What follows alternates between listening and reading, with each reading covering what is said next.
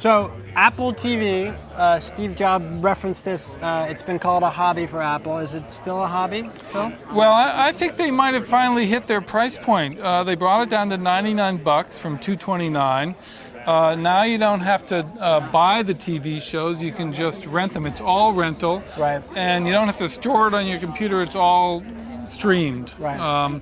You got your movies. You got your for like $4.99. You got your TV shows for 99 cents. They made a deal with Netflix, so that if you're a Netflix subscriber, you got access to all their Streaming, right? Yeah. If you got stuff stored on your computer, as long as it's not ripped off from BitTorrent, it'll play.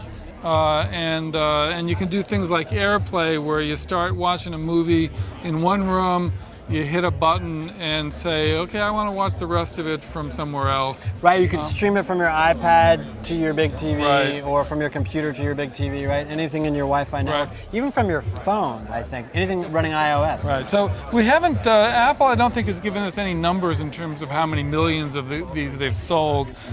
They call it a hobby because they're not making much money on it. It's not like one of their big product lines, the Mac or the iPhone or the iPod. But at $99 with the rental feature and 99-cent things, it might. a flyer. I think it's cheap enough that you could give it to, your husband for Christmas. That's a hint. And people are willing to experiment to see if this thing works, if it makes sense So for here's them. my thing. It's cheap enough and it's small enough. I mean, look at this thing. They could fit this, and other people already are into this. I mean, it's Right. one step away. Right. And so, there's going to be lots of competition. Samsung, every sort of television maker out there in the world has got their smart TV program. A lot of them are being powered by Google and its Google TV approach. But I think, the next step is to just jam that into an actual television, and we go from there. Because I still think that there's this kind of intermediate step that we're in, that people who really like their TVs want a TV, they don't want a device.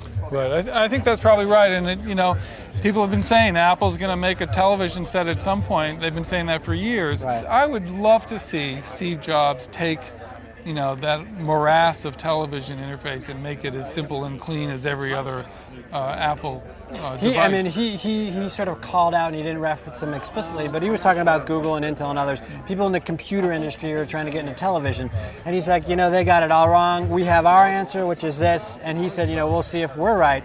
But I think, like you say, he and Apple do such a good job on UI and kind of making sense of lots of disparate pieces of information and data and content that, please get on it quickly so we can all watch TV and be happy. Bottom line, still sort of an interim product, still kind of a hobby, but what they're saying is we learned a ton from selling the $229 version. Right. They're going to sell a lot more of these things at $99, and they're going to end up knowing more about how to build a good television set than anybody. And you want one under the tree anyway. Yeah, I'm ready for one. All right.